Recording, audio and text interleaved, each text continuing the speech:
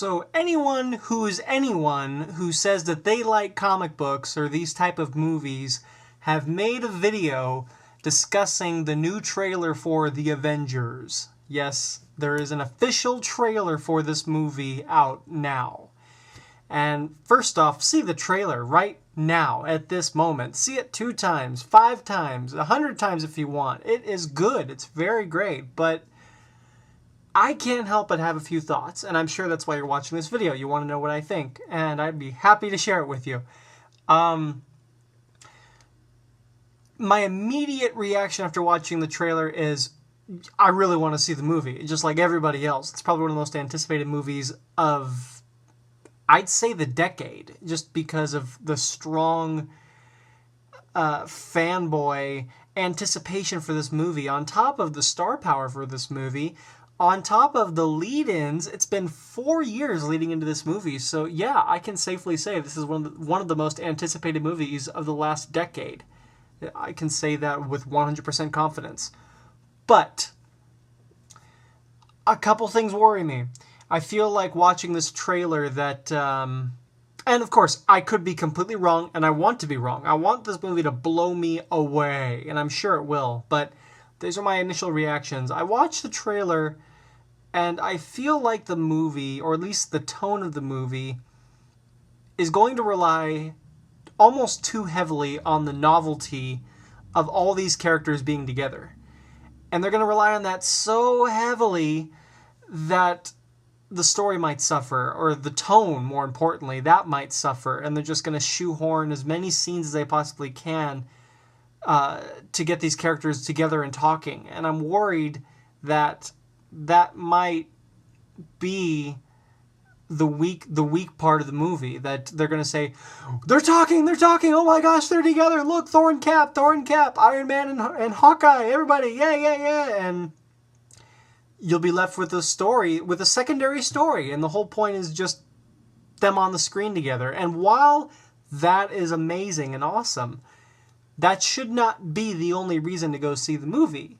The movie needs to exist on its own. It needs to stand on its own. It can't rely on a gimmick. And I'm worried that that might be a gimmick that the movie might fall victim to.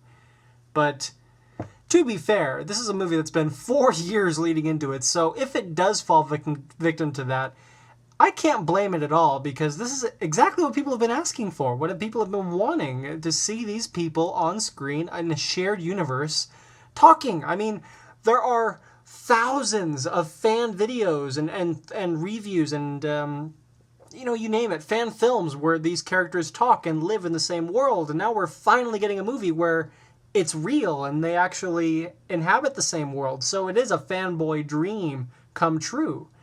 One that many probably never thought would happen, at least for a long time.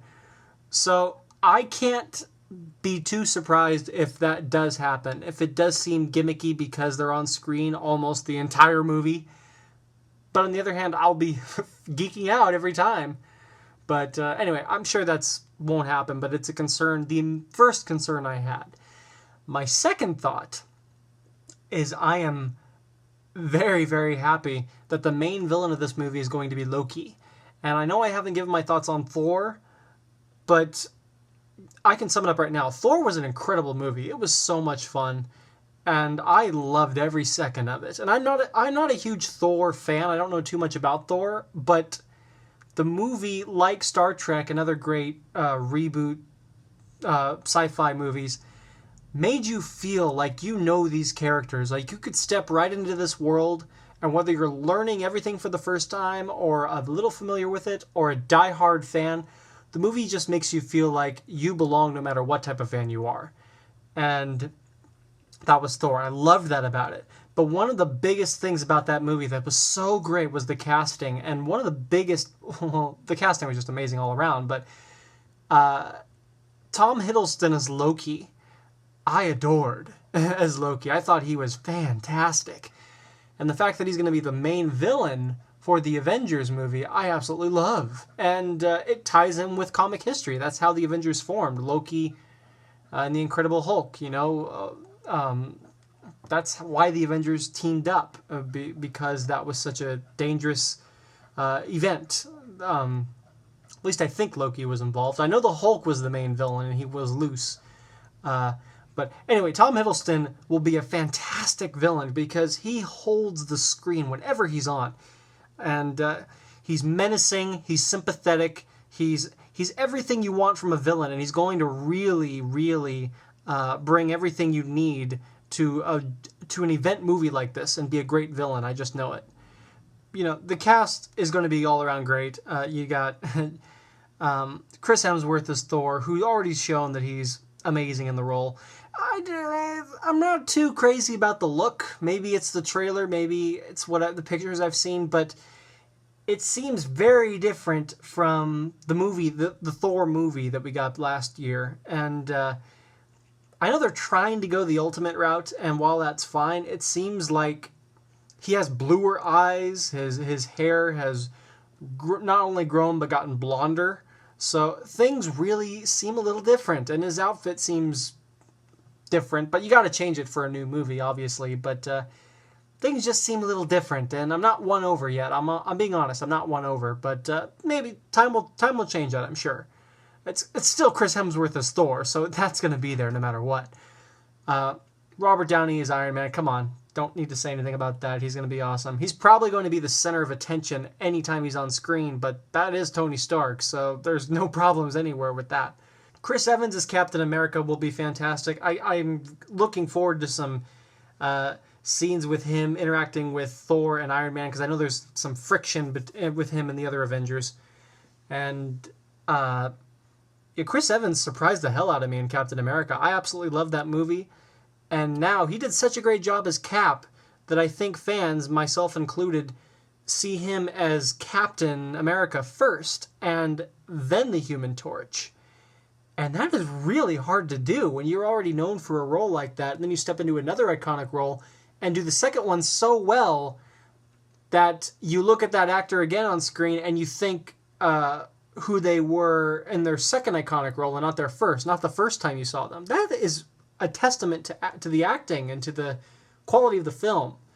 And I loved Captain America, the movie, and I'm sure he's going to be great in the Avengers. I can't wait to hear him say the line, Avengers Assemble. I don't know how it's going to happen. It could be like a whisper, could be a build-up, could be like in their dire moment, he says the line. I don't know how it's going to happen, but it is going to get a huge pop from the audience. The audience is going to cheer. I just know it.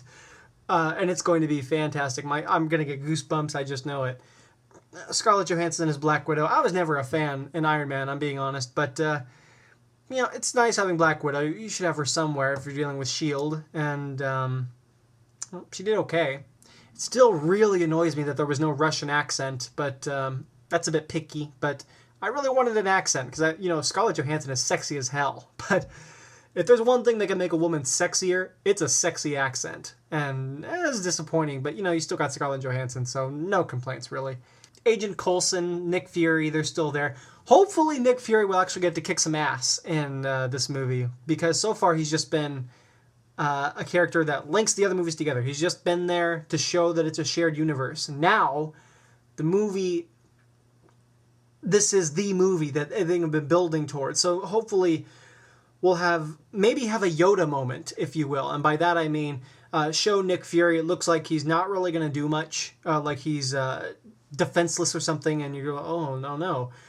And he busts out everything. He kicks everybody's ass in one scene, and he owns everybody. I would love that scene. I think that might happen, because so far he's just been a talker. He needs to have a scene where he kicks some serious butt, and I'm hoping that there's a scene like that in the movie, and I'm sure there is. The other thing that bothers me about this trailer, and it might just be the trailer and the pictures that have come out. Things might change. But the look of the movie seems very colorful, for lack of a better term. And I know that's probably what they're intending, but the look and the colors, everyone's costumes, all the colors are bright. Thor's cape is a bright red, and Captain America's outfit seems brighter than it was in the original, in the movie that he was in. Iron Man's armor seems like a brighter red and yellow. Maybe it's just me, but the colors really jump out at you, and I think that might be what they're trying to do. But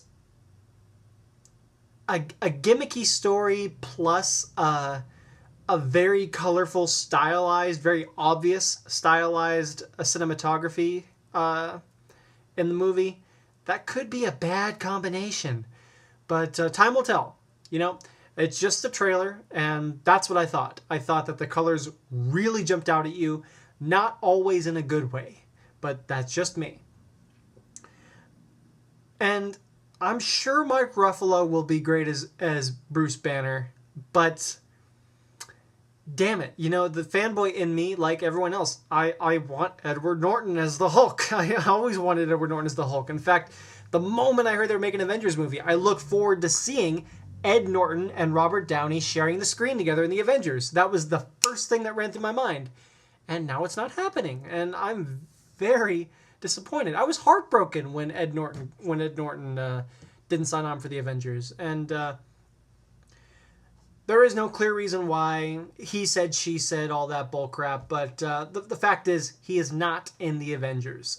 You know, that is very disappointing, because I know that Ed Norton would have commanded the screen in a very powerful way with Robert Downey and the other actors with ease. He easily would have carried a movie like The Avengers, and not carried it, but really held his own. And we're not going to get that. But everyone's always complaining about Edward Norton. They completely overlook Mark Ruffalo and how he might be. And, you know, Marvel Studios has not disappointed anywhere anytime they've casted a role. So I'm sure Mark Ruffalo has something to offer. Otherwise, they would not have gone to him for the role of Bruce Banner. So we're probably going to get a different flavor of Bruce Banner, so to speak. It seems like with each new actor, we get a new flavor of Bruce Banner. I really hope it's not a rehash of The Incredible Hulk, even though it's tying into the events from that movie.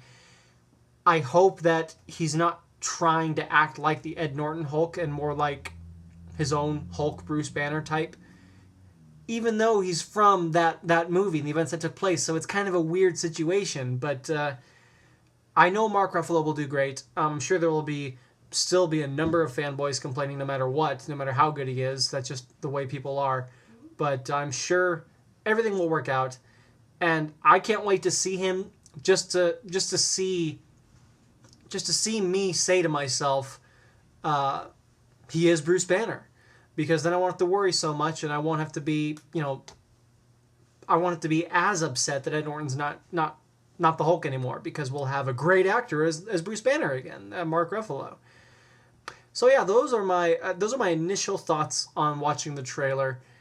I think I've covered everything. And what are your thoughts? What do you want to see in this movie? What do you not want to see in this movie?